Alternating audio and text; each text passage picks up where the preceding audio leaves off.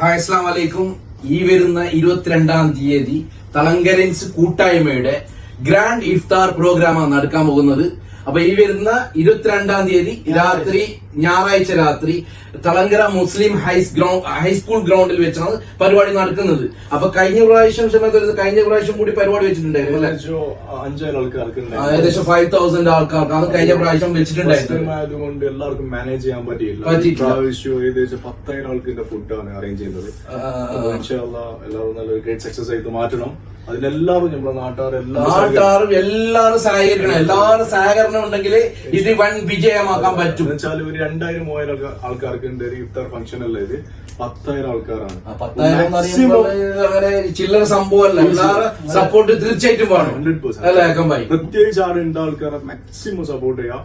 പറ്റുന്ന എല്ലാവരെയും സപ്പോർട്ട് ഉണ്ടാവും. എല്ലാവരെയും ക്ഷണിക്കുന്നു. അതേപോലെ തന്നെ എല്ലാവരും ഈ പരിപാടിയിൽ പങ്കെടുക്കണം എന്ന് പറയുന്നത്. അതേപോലെ അക്കംബാസ്തി ഇപ്രാവശ്യം പെണ്ണുങ്ങൾക്ക് ഫാമിലിക്ക് അലൗഡ് ഇല്ല. ഒന്നാമത് ഇങ്ങനെയുള്ള ഇത്ര 10,000 ആൾക്കാരെ പരിപാടി ആയിക്കൊണ്ട് പെണ്ണുങ്ങളെ ഉൾക്കൊള്ളിക്കുന്നില്ല അല്ലെ? അത് കൺജസ്റ്റഡ് ആവും. ഫാമിലിക്ക് നോട്ട് അലൗഡ്. മോർ ദാൻ 10,000 10,000 ആൾക്കാരുള്ളതുകൊണ്ടായിരിക്കും അങ്ങനെയുള്ള ഒരു തീരുമാനം വെച്ചതായിരിക്കും. ഇഫ്താർ മീറ്റ് ആണ്. അപ്പൊ എല്ലാവർക്കും ബാക്കിൽ പ്രവർത്തിക്കുന്ന ഒരുപാട് ആൾക്കാരുണ്ട്. അപ്പൊ അവർക്ക് എല്ലാവർക്കും കോൺട്രിബ്യൂട്ട് ആക്കുക. ആൾക്കാർക്ക് എല്ലാവർക്കും big thanks and all the very best. Thank U.